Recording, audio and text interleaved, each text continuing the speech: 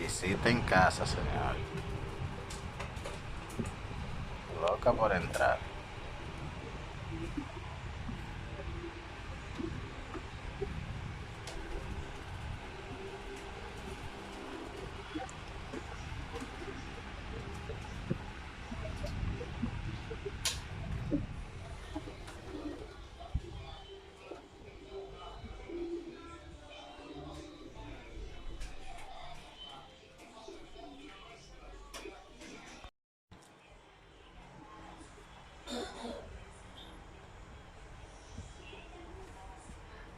Como pierden ella el miedo.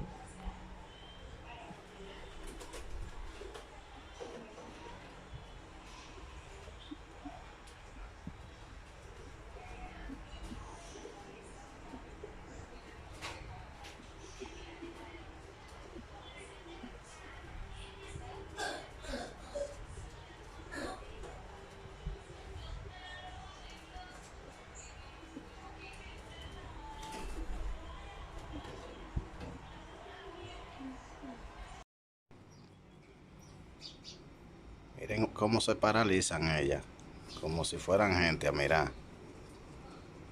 Pero ya comieron pan, comieron maíz, tomaron agua y ya creen que es el día entero. Miren, miren, miren. No se puede uno mover aquí.